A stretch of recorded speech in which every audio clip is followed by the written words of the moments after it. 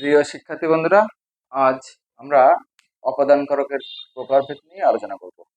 ঠিক আছে, অপাদান কারকের প্রকারভেদ চলো দেখে নিই।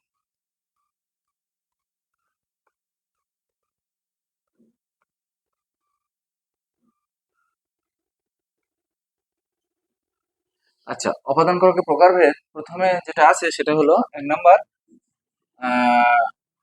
স্থান বা আধার অপাদান।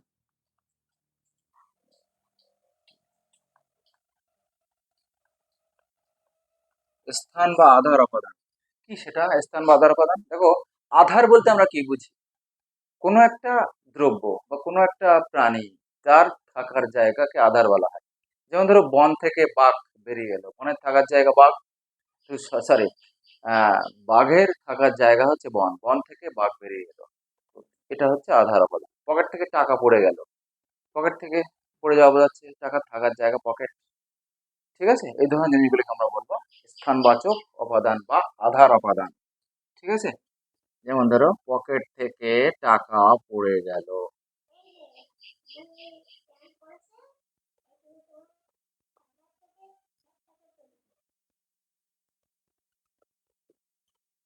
পকেট থেকে, বন থেকে বাঘ এলো। ঠিক আছে, বন থেকে টা, ঠিক আছে, স্থান উপাদান বা আধার উপাদান। ঠিক আছে, এবার হচ্ছে অবস্থানবাচক উপাদান।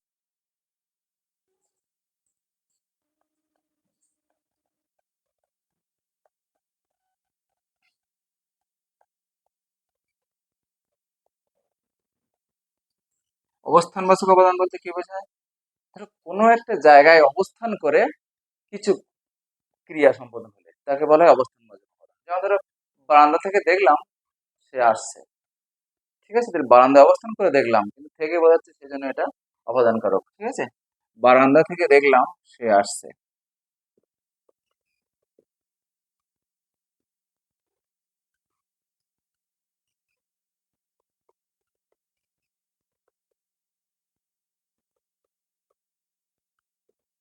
বারান্দা থেকে, ঠিক আছে, এলাম আমি কোথা থেকে?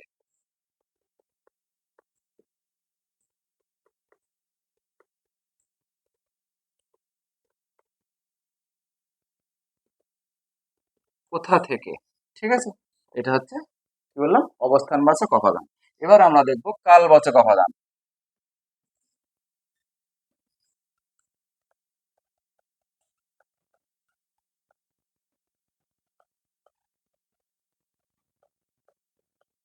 কালবাচক উপাদানটা কি? যখন কোনো সময় বোঝাবে, যেমন সময় বোঝাবে মানে কেমন, ধরো যেমন ধরো সকাল থেকে বৃষ্টি হচ্ছে, তখন থেকে হচ্ছে সকাল থেকে, তাহলে টাইম বোঝাচ্ছে যে উপাদান কারকে, সেটা হবে কালবাচক উপাদান। সকাল থেকে বৃষ্টি হচ্ছে,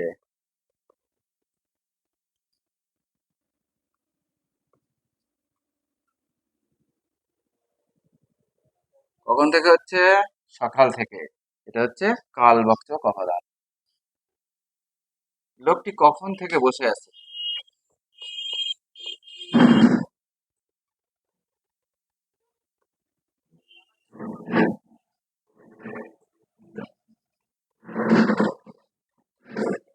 এই কখন থেকে, লোকটি কখন থেকে বসে আছে, এই সময় বোঝাচ্ছে বলে এটাকে আমরা বলছি কালবাচক উপাদান। ওকে, এবার দেখো দূরত্ববাচক উপাদান।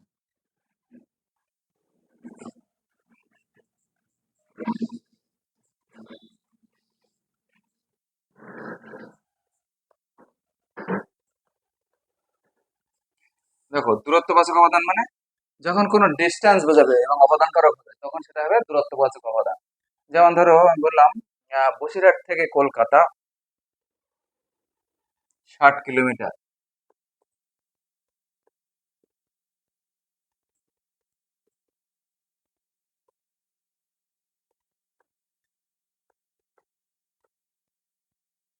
60 কিলোমিটার, এটা হলো দূরত্ববাচক, বসিরহাট থেকে কলকাতার ডিস্টেন্স বোঝাচ্ছে।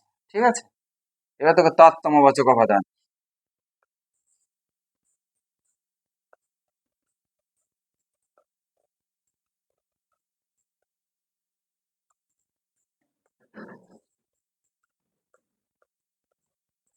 তারতম্য মানে কম্পেয়ার করা বোঝায়, তুলনা বোঝায় যে অবদান কারকের মধ্যে দিয়ে, সেটা হচ্ছে তারতম্যবাচক অবদান। যেমন আহ রামের থেকে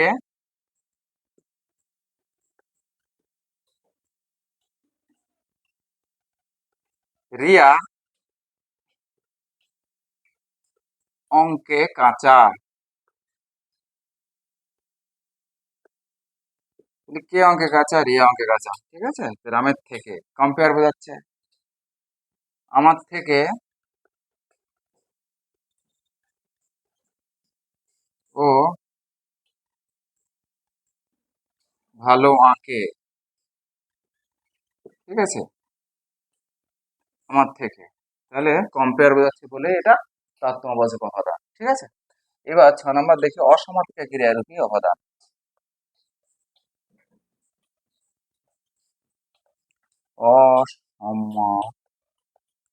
অসমাপিকা ক্রিয়ারূপী উপাদান।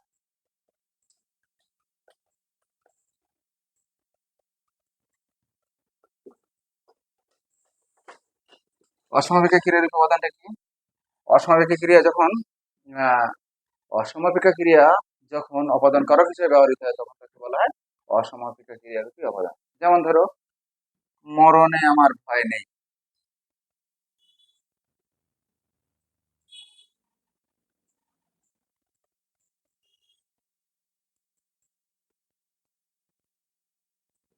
আমি মরতে ভয় পাই না, তাহলে কিসে ভয় পাই না? মরণে বা মরতে, এই ধরনের জিনিসগুলি দেখবে, এটা একটা অসমাপিকা ক্রিয়া এবং এটা অপাদান হিসেবে ব্যবহৃত হয়েছে, তাই এটাকে আমরা বলছি অসমাপিকা ক্রিয়ারূপী অপাদান। তাহলে অপাদান কারকের প্রকারভেদটা আজকে এই পর্যন্তই। ততক্ষণ তোমরা সবাই ভালো থেকো, ঠিক আছে? ওকে, এরপর দিন অধিগ্রহণ কারকটা আমি আলোচনা করবো।